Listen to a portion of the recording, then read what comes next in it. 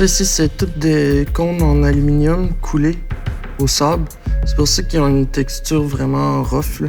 Moi, c'est ce que je recherchais dans... Tant qu'à utiliser de la fonte, je veux savoir que c'est de la fonte. Je veux pas que ce soit tout fini lisse, là. Donc ça, c'est de la fonte d'aluminium. Ça, c'est des mâts en acier. Le plus haut, il fait 60 pieds. Puis il y en a à peu près 800 des cônes. Il y a toutes les structures du musée qui sont plutôt à angle, puis c'est des grandes poutres blanches. Dans le document de présentation qu'on a eu, il était tout accentué en rouge. Donc là, comme je les ai vus, puis c'est ce qui a fait que j'ai posé des poteaux à angle. Puis après, pour les ronds coniques, je crois que je m'en suis rendu compte pendant l'installation qu'il y avait les anciennes clôtures qui étaient à l'entrée de l'église. C'est comme toutes des grappes de ronds. Mais là, ils les ont enlevées. Mais fait que je crois que c'est ce genre de mix de vues-là qui m'ont amené là. C'est souvent des détails que je remarque dans un édifice ou quelque chose que quelqu'un dit pendant les présentations, puis là, je pars là-dessus. C'est en fait qu'il n'y a pas de noyau dans la sphère. C'est là le sang Genèse, puis on ne sait pas non plus si elle se construit ou elle se déconstruit. Les couleurs, c'est pas des choix esthétiques ou c'est souvent parce que je possède ces cannes-là ou comme là par exemple, oui, pour celle-là, c'est quand j'ai fait la sphère avec mon dessinateur, il me l'a remis en SketchUp.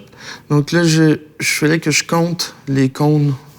Puis, moi, je connais pas vraiment bien les fonctionnalités de SketchUp, fait que je savais pas qu'il y avait... tu sélectionnes, puis ça te dit le nombre d'objets. Fait que j'ai commencé à les compter en changeant les couleurs par groupe de 15 ou 20. Puis là, ça a amené ce chemin-là tout le tour, puis c'est resté. Le montage s'est passé en 3 étapes, en fait.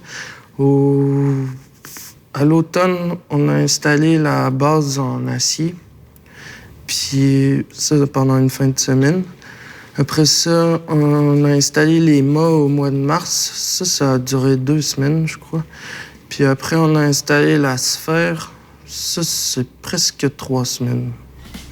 Ces sculptures-là, c'est juste des défis techniques. En tout, là, si on compte la base en acier qui est dissimulée sous les dalles, elle pèse 52 000 livres, je crois. Donc, il fallait réussir à la positionner à des endroits précis. En dessous de la sculpture, c'est les réserves. Donc là, on comprend qu'il ne faut pas que ça coule, que ça défonce.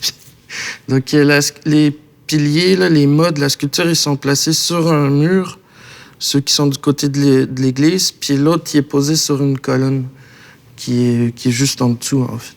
C'est une colonne qui descend jusqu'aux fondations. Donc, il n'y avait pas d'autre endroit. On pouvait la pivoter un peu en gardant toujours le même poteau sur la colonne.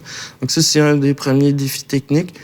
Le deuxième, c'était de rentrer ça là, parce que toute la sculpture est passée par le passage Louis Garneau. L'espèce de petite passerelle qui relie le presbytère à l'église. Donc, il y a juste 8 pieds par 16 pieds de large, je crois. Donc, toute la sculpture est passée là. Puis ensuite, ça a été de faire passer de la machinerie pour assembler la sculpture. Donc là, ça a été de trouver des grues qui étaient tout petites, qui pouvaient passer en dessous, qui avaient les bonnes capacités pour soulever les poteaux. Aussi, faire rentrer la sphère là. Donc, elle était obligée de rentrer en 2 morceaux parce qu'elle passait pas en dessous. Il y a un truc qu'on voit pas, mais qui est vraiment gros aussi, puis impressionnant, c'est la structure en acier qui est cachée en dessous des dalles, qui supporte tout ça. Parce qu'en fait, la sculpture, pour pas que ça coule dans la réserve, est pas ancrée, elle est juste posée là. Donc, c'est avec son propre poids qu'elle reste en place, en fait. Mais dans certains points de vue, il y a vraiment une espèce de déséquilibre des poteaux. On se demande comment ils font pour garder cet angle-là puis supporter la charge.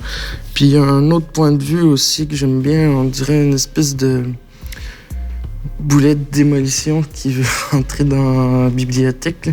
Ça aussi, ça a été un bon défi, la proximité avec les murs en verre, là. Puis